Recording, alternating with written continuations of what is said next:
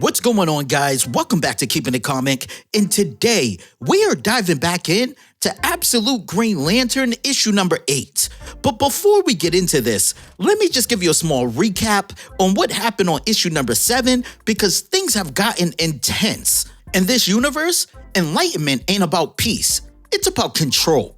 Everything we thought we knew about willpower and balance gets flipped on its head. The whole idea of understanding, it's been twisted into a belief system built around something called Mu. The Black Stars preach it like gospel through their so-called Law of God, where even the smallest act of rebellion gets you erased from existence. And Mogo?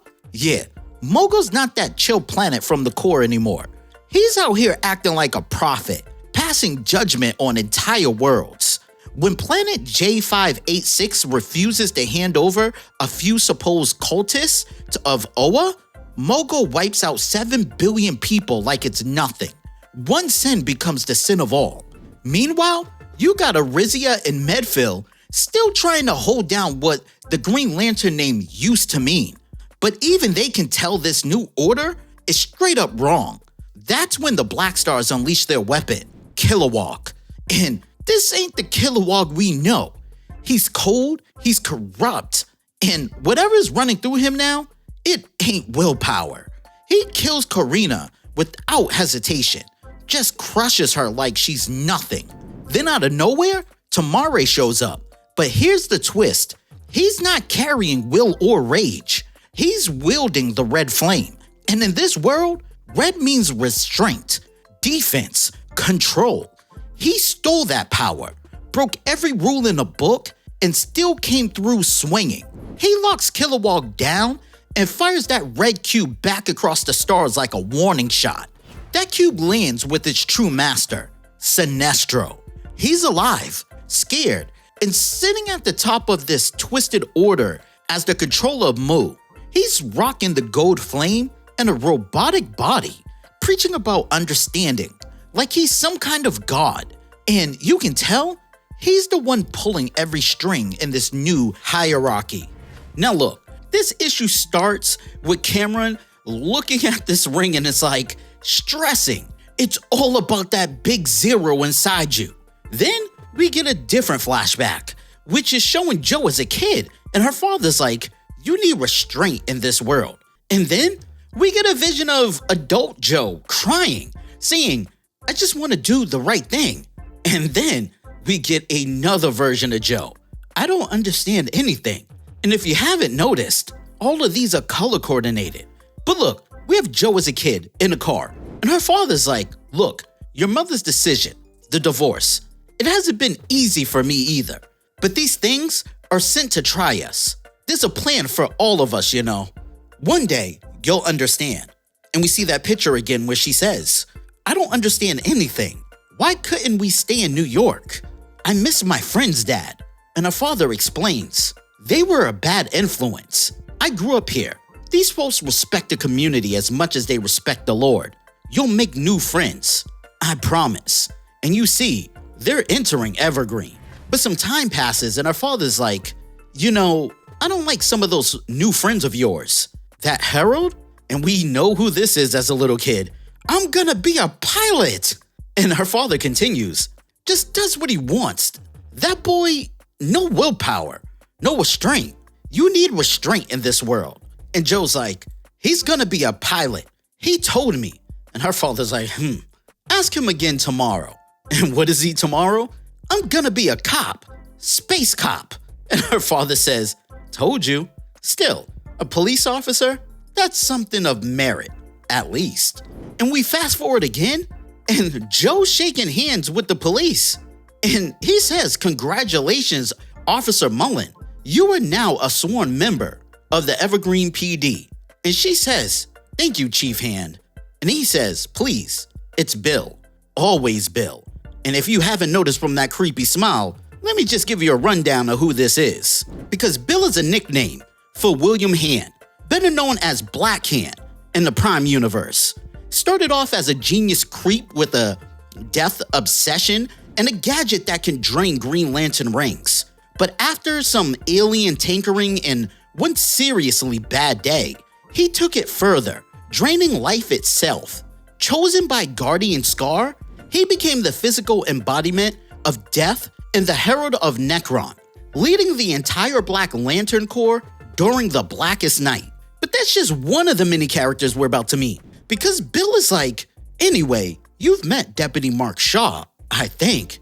And in case you don't know who that is, well, once he was a public defender, tired of seeing criminals walk free. So he became part of an ancient Manhunter cult, a group originally created by the Guardians before the Green Lantern Corps. After realizing the cult's corruption, he broke away and later worked as a bounty hunter under the name Manhunter. Over the years, he's been manipulated, imprisoned, and even developed multiple identities. And he's like, deputy for another 3 months. Anyway, I'm moving on. And Bill's like, and you will be missed. And then he introduces Guy and Joe. But that's not the more important thing here, because then he says, and this, for our sins, is Renee Montoya. You'll want to keep a close eye on her.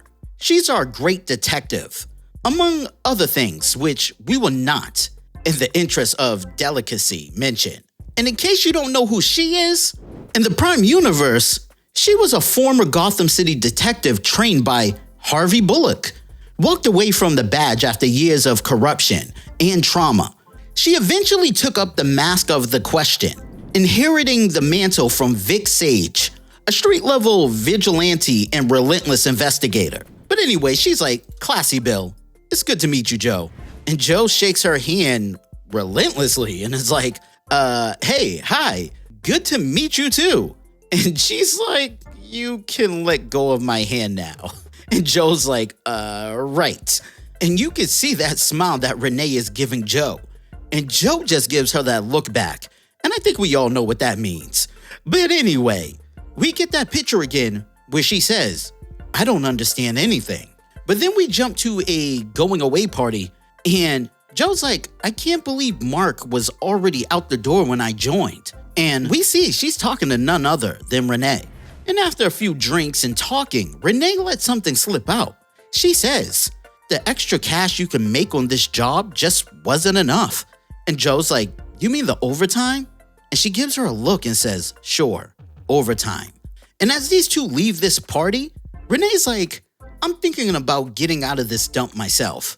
Head east, maybe Gotham or somewhere with a future. Chief Hand calls me a great detective, like it's a joke. But I could be a detective. I could work homicide. I'm dying of all this small town crap, you know? And Joe's like, you'd make an amazing detective. You're so, and Renee says, maybe you can come with me. Be my partner. You'd make a pretty amazing detective yourself. And she moves closer and says, I know you notice things. You've been picking them up, right? And she gets closer. All the clues. And Renee's so smooth and just goes in for the kiss. But just then, Joe has a flashback of her father that says, you need restraint in this world. And Joe's lost for words. She pushes her back and says, and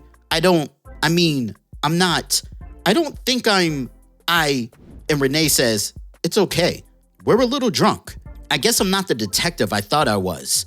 And Joe says, it's not you. And we see another flashback of Joe that says, I just want to do the right thing. And then, as Renee walks off, Joe says, it's not you. And that's the last we see of her right now, because the next panel, Captain Hand is telling him that she's gone. He offered to do a farewell party, but she wasn't for it. He even says, she'll be happier, and so will we, right, Poison Girls? And Joe says, I guess so, Chief Hand. And he responds, I told you, Joe, call me Bill. And we really get to see another side of Bill now, because he's in a store, and a lady's like, here's your change, Bill. And he responds, thanks, Abby. Is this all of it? And she hands a huge wad of cash. And he says, why, thank you. He then goes to a gentleman and gets another wad of cash. And he's like, here you go, Bill. He goes to another shop. And the guy's like, Dad. And he says, now, Todd, let's not make a fuss, okay? Sorry, Bill. And he too gives him a wad of cash. But our guy, John Stewart, he's like, no, I don't think so. And it ends up being that he's getting repercussions because he's in jail now. drunk and disorderly, plus resisting arrest? And Joe speaks up. She's like, Chief, Stewart's as sober as a judge. He gave me a whole lecture on the origins of due process. You can't just throw him in a cell for no reason. Back me up here, guy. Guy's like, leave me out of this. Chief Hand says, he lectured a police officer on the law. Doesn't sound sober to me. Sounds very foolish. My father had a word for that kind of foolishness when I was a little boy. Uppity. She looks at Guy and he's like, leave me out of it. And Chief Hand continues, I like you, Joe. I do. Your grandfather was a pillar of the community. We respected him. He knew how things worked. So let's keep things respectful. You respect the chain of command. I'll respect you. You could have a bright future here. And we see that same picture again with Joe saying, I just want to do the right thing. And she says, I quit. Now, from the setup and the banner in the background, it looks like they're doing a farewell party for Joe. And Rita's like, I'm just saying, he likes you. We all do. So why rock the boat? And she's like, shut up, Rita. God. Back home, her father's like, I wish you would reconsider. Throwing your life away over some stupid principle. And she says, stupid? Dad, he takes bribes. He runs a protection racket. And he's a racist piece of... And she's interrupted. Now, that was a misunderstanding. I'm sure of it. The Hand family always treated my father with the greatest respect. And that's about all it took for Joe to say, it's time to get out of here. So she boards a train to Coast City. And then we jump to a panel where she's in a bar. And someone says, new in town? And she responds, yeah, but this is my first time in a bar like this. And this person says, you've got that nervous look, hiding in your cocktail glass. And Joe responds, we didn't have anything like this where I'm from. There were queer people, but nobody said the word. I only started thinking of myself that way after, sorry, I'm rambling. And this person says, nah, it's cute. I'm Cam, by the way. And I think it's exciting to see how they actually met because we kind of met them already together. So I'm loving this so far. And Joe continues, didn't know you could like women and men. I thought it was either or. The first time a girl kissed me, I thought, no, wait, I like boys. Push her away. So dumb. And Cam says, what about the second time? How was that for you? And Joe says shyly, it was a small town. And Cam says, want to get out of here? And oh my, I'm not going to read this panel. I'm just going to say Joe is a savage. She rated her a 4 out of 5 stars because she said, quote unquote, you taste like an ashtray. But anyway, she's like, you're not a cop, are you? And I'm guessing it's later that day or the next day because Cam's explaining she works for DEO and she explains what that's all about. She also says she loves her job. And I'm taking it at this point, they're now a couple because Cam's on the phone and she's like, hey, listen, something came up at work. I'll make it up to you, okay? And then the next scene, she's like, you're an hour late. The movie's halfway through and Cam's running. She's like, I'm so sorry, babe. Work got crazy. And then they're at a concert and Cam's saying again, sorry, I'm late. Work. And then there's a dinner and Joe's leaving a message. This is Cameron. If you're getting this, I'm at work. Leave a message. And Joe says, this isn't working, Cam. So they get to a point where they finally have to talk this out. And Cam's like, I don't want to fight over this. I don't. And Joe says, I'm working in a record store. I'm not about to criticize your job, but I feel like you're putting me second to. And Cam says, will you marry me? And she's like, what? And Cam says, too fast? And once again, we see her father. You need restraint in this world. And I don't think the proposal went that well at first because Cam's like, 24 karat though. And Joe's like, it's meant to be a symbol of a commitment. It's meant to be, God, just forget it. And the next thing you know, we see these two getting married with the words in brightest day, in the blackest night, forever, I do. And after more messages, I guess the wedding situation didn't mend anything because Joe's still feeling away. And while Joe's out looking at some books, someone says, Joe? And as she turns, it's none other than Renee. And of course, these two catch up over some coffee. Renee says, yeah, I'm in the cold case division now. Coast City's got a lot of old homicides that never get solved. It's not perfect, but it's not evergreen, you know? Hey, I heard Bill Hand died, heart attack in his sleep apparently. And Joe smirks and says, I thought I'd feel something. But just then, Renee picks up Joe's hand and says, so, you're married now. Who's the lucky guy? And Joe says, Cameron. Her name's Cameron. And she says, see, I knew I was a good detective. And later that night, while Cam is snoring away, Joe is responding to Renee. Renee said, thanks for the coffee. Good to see you again. And we see that picture of her father. You need restraint in this world. And what does Joe say? You want to get a real drink sometime? And we see that picture of Joe saying, I don't understand anything. And Renee says, sure. And what does that lead to? Renee and Joe getting it in a bathroom stall. Joe's like, can't happen again. I mean, I needed it, but... And then they're making out in the back of an Uber or a cab. And next thing you know, while she's getting her hair braided, you can see she's heavily into her phone. And the next thing you know, she's on the couch and you know what she's doing. And you can see the face when Cam goes to kiss Joe. Joe's got that look like, yeah, don't touch me. And Cam says, wow, whatever that sin is, you should get more. And Joe lies and says, it was a free sample at the store. But look at Joe right back in Renee's bed. And she's like, I can't keep doing this. And Renee says, so stop, or stop feeling guilty all the time. Look, Joe, we're having fun, but... And Joe gets pissed. Fun? That's all this is for you? Fun? And Renee says, don't snap at me. I've never told you anything but the truth, Joe. You're the one who's doing all the lying. And I think that hit Joe differently because she clearly went home and told Cam, who is livid. Cam says, why would you tell me that? Joe responds, I wanted to stop lying to you. I've been hating myself for weeks now. And as Cameron's taking her ring off, she says, what? Is it my turn to hate you now? Why? Tell me, Joe, why not just let me keep thinking you love me? And Joe's crying and says, I do love you. I had to tell you. I just want to do the right thing. And Cam says, my ass, Joe, my entire ass. See, she said not the little speckles, the entire thing.